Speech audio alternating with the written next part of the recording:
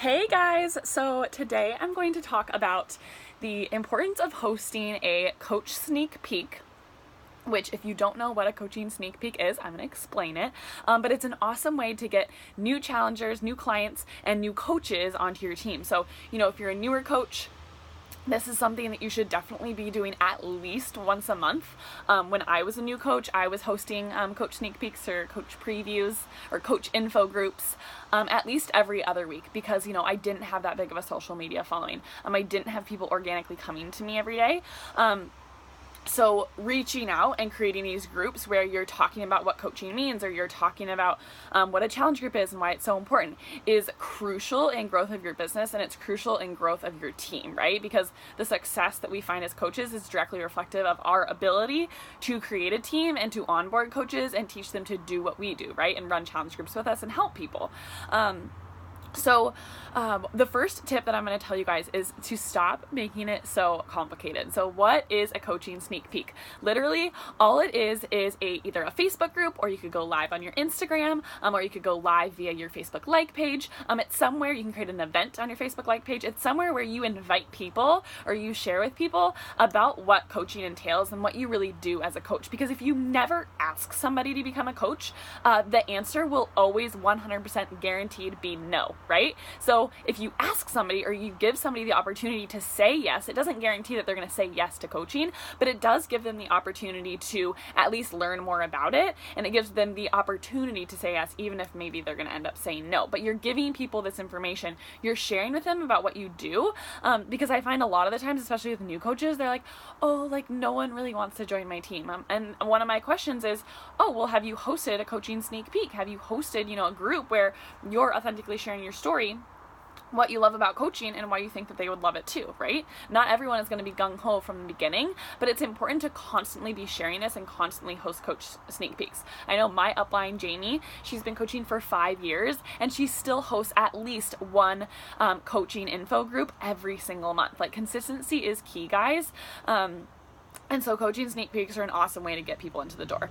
But my first tip, again, is stop making it complicated. So I think that we often assume that either we need 30 plus people in our group, or we need this crazy outline on how to create our coaching sneak peek group, or what we should say or what we should not say. And really, guys, it's super simple. There are four posts that I make within a Facebook group, and I create a private Facebook group for mine. There are 4 posts that I do throughout the course of the 3 or 4 days that I create the group, and that's it. That's all I do.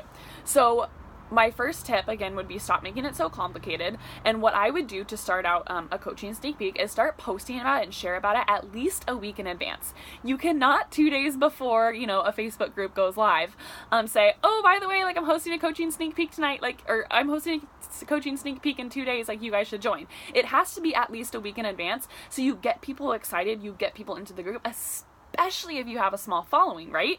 I could host a coaching sneak peek tomorrow night and probably get, 20 girls into the door, but I have a huge following on Insta.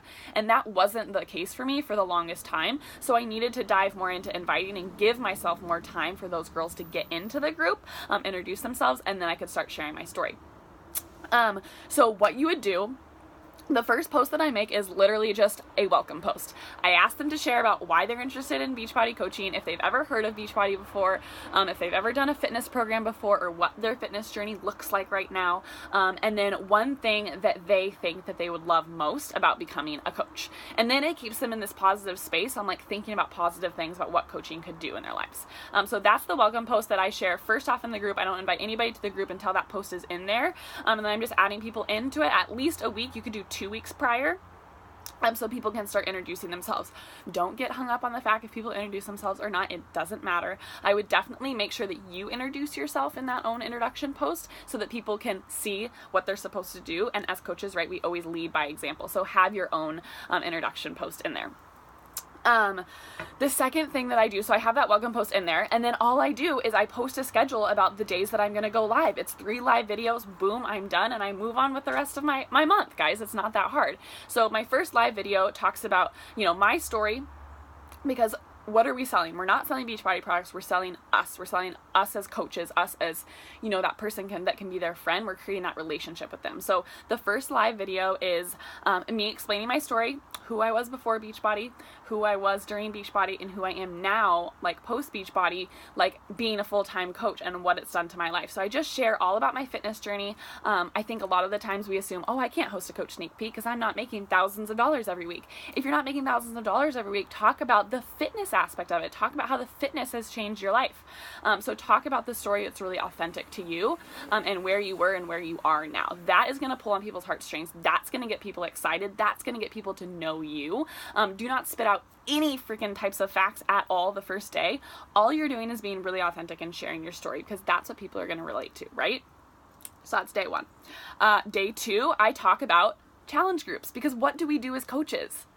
The only thing that we do as coaches is help people. The challenge group is our bread and butter of our business. So even if you were to onboard a coach, what is your first step as a coach? Or what is your first step when you're going to onboard a coach? You're going to get them plugged into a program. You're going to go require them to get amazing results and commit to a nutrition and a meal plan and Shakeology, right? So the challenge group should be the forefront, and a challenge group is so much easier to sell than trying to convince somebody to start an online business through fitness when they know nothing about Beachbody and nothing about running an online business, right? So sell the challenge group piece. Sell the fact that like these groups are freaking amazing and you find so much excitement and positivity and encouragement from these girls. Talk to them about the ability to, work out from home and follow a simple nutrition plan. When I'm doing my live video in the coaching sneak peek, I always turn my live camera around and I go to my most recent challenge group and I just scroll through the group and I show them what it looks like. Don't overcomplicate it, guys. Don't talk about the freaking compensation plan. Don't freaking talk about the price. Show them what they're going to get when they commit to themselves, because the only thing that you have to invest in when you decide to become a coach is an investment in yourself, right? Which gets people so freaking excited.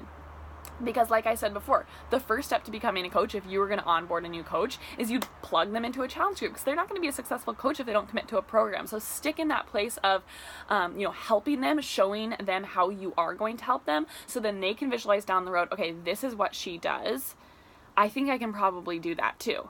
Versus if you start spitting out facts about the compensation plan, facts about rank, facts about, oh my gosh, I get to travel and leave my job and do this and that, that's overwhelming to them. That's too much for them to handle, especially as somebody who just wants some information about what the hell it is you do as a coach. Keep it in that positive mindset of just about, we help people, this is what we do, this is why I love it, and I think that this is why you would love it too. So staying in that challenge group phase. I always say that like my coaching sneak peeks are definitely a blend between, yes, the business side of it, but more so like just, it's almost like a challenge group sneak peek. It's like almost like a fitness group sneak peek, right? Because that's what you have to make them fall in love with anyways, right? Our best coaches always come from our clients. So day one is my story. Day two is the challenge groups. And then day three, I give them the facts. I tell them what's included in a challenge pack. I tell them how they can start out. I tell them the price.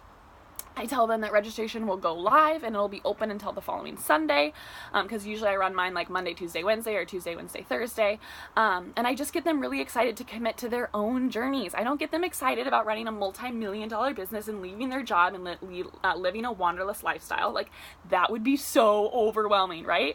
They should already know that that's all possible, because you're sharing those types of things on your Instagram daily. You're sharing your goals on what you want coaching to become, but keeping them focused on the mindset of like, it's fitness first. I need to commit to my own health. That gets you Success Club points. That gets you new clients to work with. And that should be the focus of these groups, right? And then you can talk about the fact that, if they join a challenge group, you can sign up as a coach for free right away. You can say, I'll give you the trainings. You can either dive into them now or dive into them, after 3 weeks committing to your program. That's totally up to you. But obviously, I would like to introduce you to the team right away so I can get you meeting the girls, get you plugged into Team Root to Rise or whatever your team name is, and get them excited about that. So fitness is focused first, right? And then in the back of their mind, they're like, okay, like it makes it less intimidating for them, because they're just committing to their own fitness journey. Because the only way that they're going to become successful is if they can actually complete a program and get amazing results. So take all of the complications out of it. My live videos are anywhere from 5 to 10 minutes, nothing more. I know a lot of people love hosting groups with other people, but in all honesty, guys, if your followers are following you, they probably want to hear from you. right?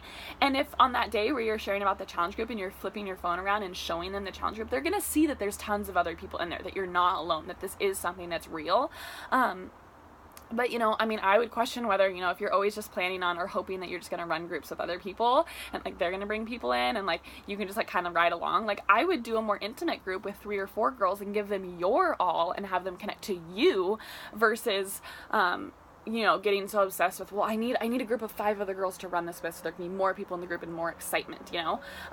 Yeah, people are joining you and following you on Instagram because they're interested in your story and your journey, so they want to hear from you. So coaching sneak peeks are simple. You should be hosting one minimum once a month. If you're pushing to diamond, I would say host one every single week. I know a lot of my coaches do that. Plan a day of the week where you're always going to be starting it, so that when you're having all of these conversations in the back end or in your DMs, you have an automatic place to put people into. If you're not currently running a coaching sneak peek, it's always easy to, like, you know, put a girl into a previous sneak peek that you ran, you know, a couple weeks ago. I've done that before as well.